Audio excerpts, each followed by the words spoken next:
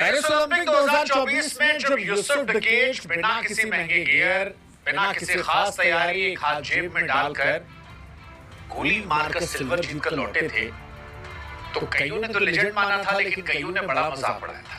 कहा कि भाई साहब तुक्का था अंकल जी का, अंकल जी लकी थे, मीम बना दिए। लेकिन वही अंकल इस बार जब दूसरी बार आए तो सारी हंसी खामोश हो गई, सारे आलोचक फैन बन गए और आज दुनिया सिर झुकाए खड़ी है और कह रही है यूसुफ डकेच यार तुम लेजेंड नहीं हो, तुम लेजेंड के बाप हो। हाँ लेजेंड के बाप है, क्योंकि 2024 की तस्वीरें भी हम भूल नहीं पाए थे।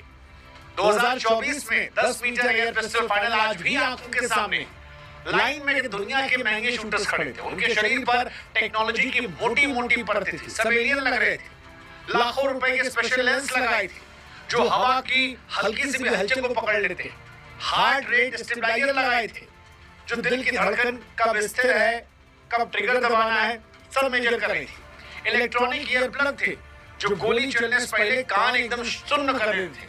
सेंसर से लैस जूते, यहाँ तक कि सांस की गति को कंट्रोल करने वाली मशीनें भी मानो पूरा एलियन बनकर किसी लैब में खड़े थे।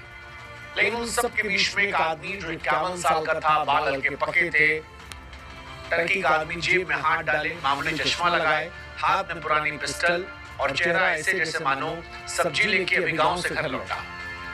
बस यूं ही आया, ट्रिगर दबाया और उसके बाद स्कोर जो था वो सिल्वर मेडल में आ गया था। उस वक्त पूरी दुनिया सकपका गई थी, कहने लगी भाई अंकल जी का तुक्का लग गया, तुक्का लग गया।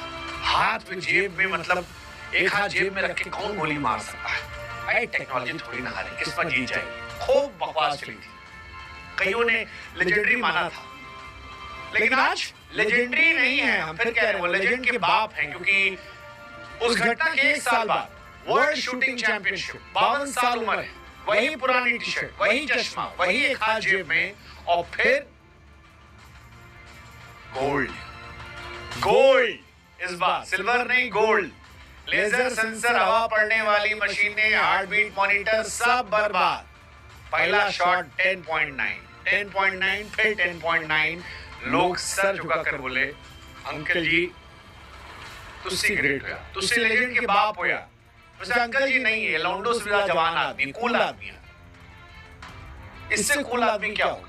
अच्छा कईयों ने इसको लेके हवाबाजी बना दी कि भाई साहब ये जो था बचपन में स्नाइपर था, चोरी छिपे मारता था, अंडरवर्ल्ड में था। अरे नहीं भाई साहब, हर कहानी हॉलीवुड की फिल्मों की तरह नहीं होती। ठीक है ये सेना में थे, लेकिन कई सालों से लगे पड़े थे ओलंपिक में, 5 ओलंपिक में हारे थे। तो लोग जो कहानी बनाए कि कहीं जाकर ये रेत में छिप के गोली मारते थे और उसके बाद वहां निकल के आए और फिर तोपची बन गए, नहीं ये सब नहीं है, ये सब बॉलीवुड का तड़का मसाला है। हमारे यहाँ बनेगी तो अक्षय कुमार इस तरह बना देंगे, इनके यहाँ ये नहीं है। यूसुफ मेहनत करके आ गया है और इसीलिए इस बार कोई मीम नहीं, इस बार दुनिया अपॉलॉजी कह रही साहब लेजेंड के बाप आप हैं। यूसुफ डकेच की कहानी अगर आपको बताएं तो ये रातों रात का चमत्कार नहीं है। 1973 में टर्की में पैदा हुए एक साधारण परिवार में, सेना में देश की सेवा की, 2001 में पहली बार पिस्टल उठाई थी और वहीं से धीरे धीरे उठे।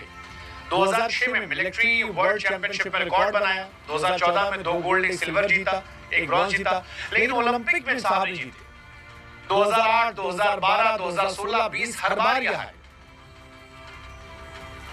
लोगों ने कहा रिटायर हो यार, लेकिन जनाब के दिमाग में कुछ और था, जानते समय नहीं आया। फिर आया तो ऐसा आया कि कमाल हो गया। मतलब वो जो 2001 से मेहनत चल रही थी, प्रैक्टिस चल रही थी, उसका असर रहा। इतने सारे ओलंपिक में खाली हाथ लौटने के बाद जनाब ने सिल्वर जीता था। तब जब ना सबसे महंगा गियर पहना था, ना स्पॉन्सर, ना कोच की पूरी टीम, सिर्फ 3 चीजें इनके पास थी, हिम्मत, धैर्य और मेहनत। वो हिम्मत जो टूटी नहीं, वो धैर्य जो सालों तक था, और वो आदत रोज सुबह उठ के पिस्टल, और फिर गोल्ड मेडल आ गया। पाना गजब, लोग कहानी में लगी। हालांकि तब लोगों ने तुक्का उक्का कहकर उसे बहुत क्रिटिसाइज किया था कि अंकल जी का क्रिटिसाइज हो गया, तुक्का है। अभी भी लोग उस फोटो को देखकर याद करते हैं, अरे यार जेब में हाथ रख के। हालांकि वो जेब में हाथ रखना भी उसकी कहानी है, उस पोज के पीछे कहानी है। और ये हमने वही बताए कि गहरी सांस, स्थिर शरीर, कंट्रोल में धड़कन और आत्मविश्वास जो घंटों की प्रैक्टिस से है, हजारों घंटों की प्रैक्टिस से, ना कि लाखों की से। यूसुफ साहब बताए थे कि ये पोजीशन उन्हें कंफर्ट देती है, बाहर से शांत रहता है, हालांकि अंदर एक तूफान चलता रहता है। उनका मानना असली खिलाड़ी वही है जो बाहर से शांत तो अंदर से जंग चल रही है, और वो कई सालों से जंग लड़ रहे हैं, और इसलिए वो अब जो जीते हैं तो उसको मानते यही है उनके स्टाइल, यानी उनकी स्ट्रेंथ का है। हालांकि उन लोगों पर जीत है जिन्होंने ताना दिया।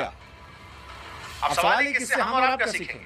तो भैया सीखो, यूसुफ साहब ने वही किया जो हमारे अंदर भी, बस हम बहाने में फंस जाते हैं।